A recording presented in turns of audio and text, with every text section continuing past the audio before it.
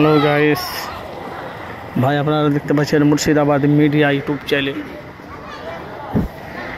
ভাই আমি এখন সরাসরি আছি আব্বাস সিদ্দিকী ভাইজানের বাড়ির সামনে। আপনারা জানেন যে 26-এ যে বিধানসভা ভোট, আপনারা জানেন 294টা সিটের মধ্যে একটা সিট পেয়েছে এমএলএ নওশাদ সিদ্দিকী।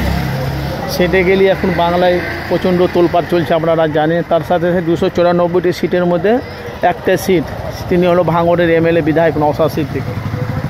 আপনারা জানেন যে পীর পরিবারের সন্তান নওশাদ সিদ্দিকী এসেছে মানুষের হক ফিরিয়ে দেওয়ার জন্য রাজনীতি ময়দানে এসেছে। তো আপনারা জানেন যে শুক্রবারের দিন আব্বাস সিদ্দিকীর যে বাড়িতে যে ভাই প্রচণ্ড মানুষের ভিড় হয়। আপনারা জানেন যে বাংলার মানুষ, পশ্চিমবাংলার আনাচে কানাচে বহুত মানুষ ফুরফুরা শরীফে আসে, বড় দরবার ছোট দরবার জিয়ারত করে শেষের সময় আর নওশাদ সিদ্দিকী আব্বাস সিদ্দিকী ভাইজানের সাথে মুসাফা করে যায়। আর ফুরফুরা শরীফে আরও সব পীরজাদার আছে।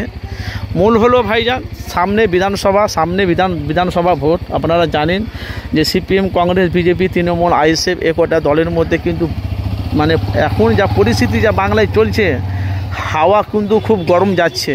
যেহেতু সামনে বিধানসভা ভোট এলে আপনারা বুঝতে পারবেন যে বাংলার মানুষ কাকে চাইছে। একদিকে মুখ্যমন্ত্রীর উন্নয়ন, আর একদিকে নওশাদ সিদ্দিকীর প্রতিবাদী কণ্ঠ, হকের কথা, ন্যায়ের কথা, সত্যটা মানুষের কাছে সবসময় তুলে ধরে।